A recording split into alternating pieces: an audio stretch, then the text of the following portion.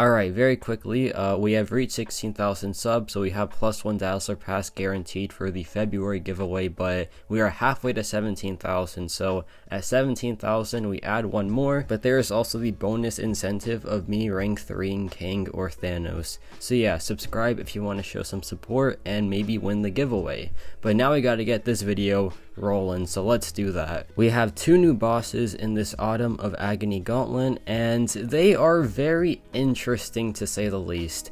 I feel like the first one, this Tigra fight right here, is gonna get a lot of people angry because it's honestly very annoying, and you will take damage in this fight, most likely anyway, because she has a lot of nodes that like make her annoying to deal with, but if you try to counter her, she just does damage to you that's unavoidable. Because if you are immune to an effect, you take 30% of your maximum HP, just like a burst of damage, right? Additionally, speaking of bursts of damage, she is immune to all DOT and all like instant bursts of damage besides Whiplash and Power Sting. And one more, but you can probably tell by, who I'm using in this fight. Additionally, there is the root node where you are rooted during her special attacks. She also has this node where if you stand close to her every so often, you will be inflicted with neutralize, which will then trigger her ruptures. And if she triggers a rupture, she gains a power gain passive. There also is the danger zone node, so every like 12 seconds, either you or her go unblockable.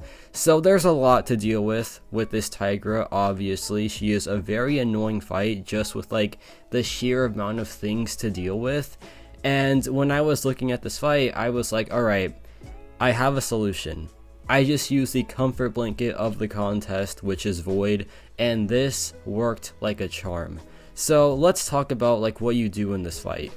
For the most part, you just simply play Void, right? Void doesn't have a rotation, and this fight doesn't necessarily require a rotation, but there are some things you can do to make it a bit easier on yourself. For example, whenever she drops CSP1, retaliate with a heavy attack to get rid of the neutralize timer. Sometimes the timer is just too short and you can't get it in time, but that's okay. Usually it does work out for you pretty well. Additionally, try to time the danger zone to where you get the unblockable and not her, but this is also very difficult given the other nodes affecting this Tigra.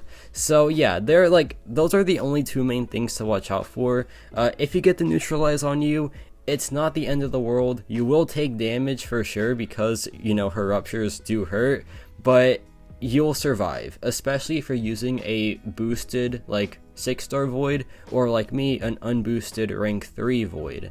So yeah, the game plan here is to just simply use Void and try to avoid the damage if you can, which is by simply just heavying after her special attack to get rid of the neutralize aura, and not giving her unblockable and taking a special to the face.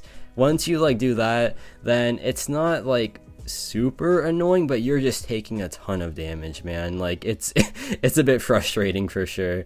And thankfully, Void is he's only used for this fight. Pretty much. He can be used for other ones in the Gauntlet path, but I think that he is mainly just going to be good for this one. But he's just an absolute treat here, right? Because of his high health pool, he can take a lot of the neutralized damage, and he's also just bypassing the DOT immunity node, which is insanely helpful, because I honestly thought that it wouldn't work at first, but hey, it works, and he does counter the power gain as well, and there you go. That's the fight done. Oh man, it is a mess. It is definitely a mess of a fight. Now we have this Prowler. This Prowler is a joke with the Serpent.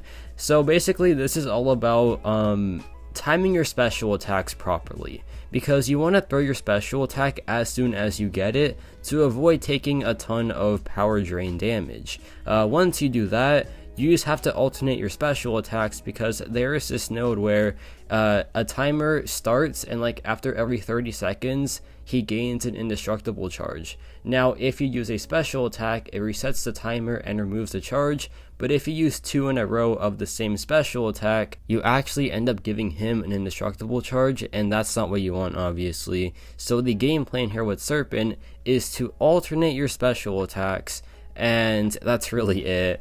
He counters the miss from Prowler and the node, so like that is just taken care of. He doesn't take like that much damage from the power drain node, so like that's taken care of. And he just like absolutely melts this guy because of his very strong damage output. So yeah, it is just like an absolute cakewalk with Serpent. Other options, I honestly like maybe Adam Warlock should do pretty well. Yeah, like honestly anyone can kind of take this fight. Ideally have a miss counter to make your life easier, and also have someone that isn't immune to power drain, because if they're immune to power drain, they take the 30% of their max health on like every single like special attack activation. It's very annoying. So just have someone that can like be power drained, and a miss counter is a bonus for sure. But I think you can do it with anyone, kind of. It's not the worst fight in the world.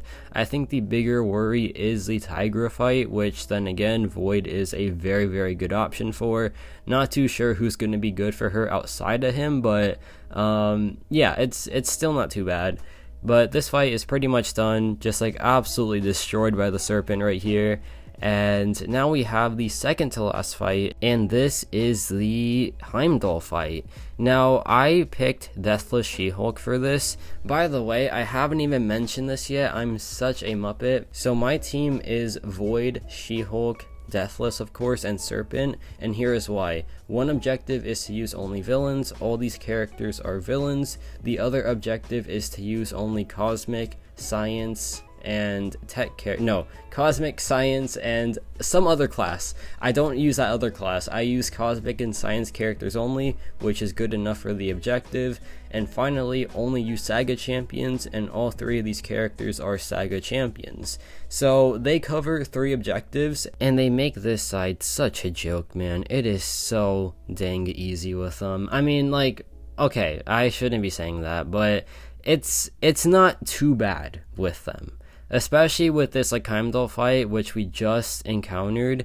The rotation for Deathless She-Hulk in this is to just drop the SP3. Just trust me, it makes the fight so much easier. There is so little to worry about when you go for the SP3 rotation, because the SP3 rotation doesn't require you to hit into his heavy attack, which can cause problems. And yeah, it's just very, very easy this way. So yeah, that's the game plan here. Just like ignore the heavy attack, don't even like hit into it, just don't even give it any attention, pretty much. But yeah, now he drops the SP1. He has like what, 13 trauma, so he's gonna be dropping those special attacks like crazy. So it's pretty much game over. You know, I should stop talking because that was a lot of damage. That really did hurt. And now I have to waste an SP3, which is amazing. But yeah, the fight still is going pretty well. That was like 13,000 damage. Oh my gosh, that was terrible. Yeah, it's still fine. We're still chilling. Just have to, you know, not take a heavy attack to the face again, because that is not good.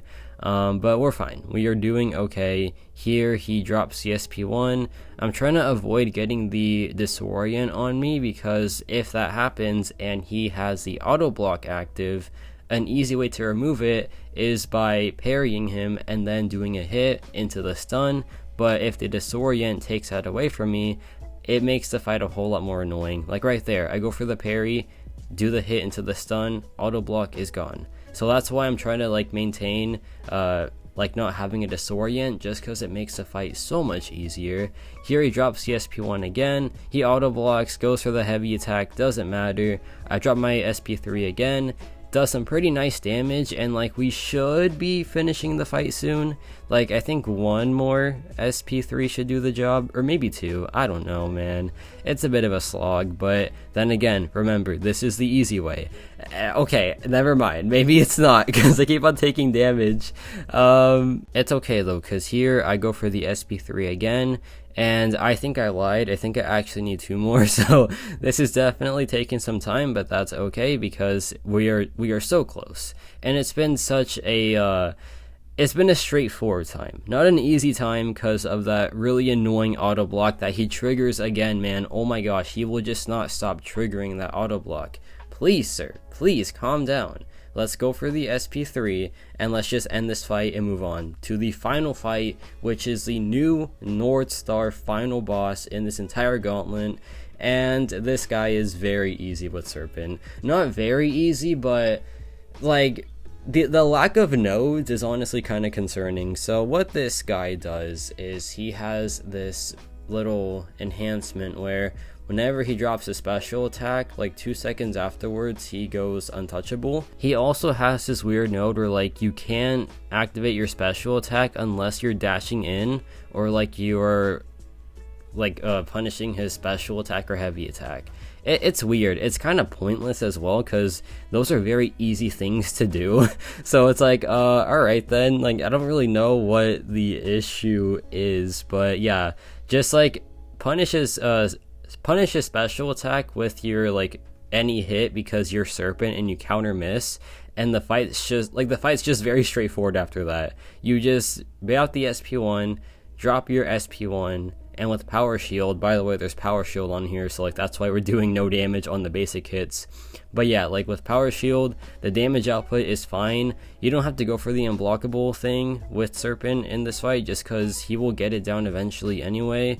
But eventually, I do realize that you can go for the unblockable SP1 thing if you time it really, really well. If you don't like have the timing, that's okay. Just dropping it regularly will be just fine to finish this fight very quickly. Or not like very quickly, but just like very easily, if you ask me.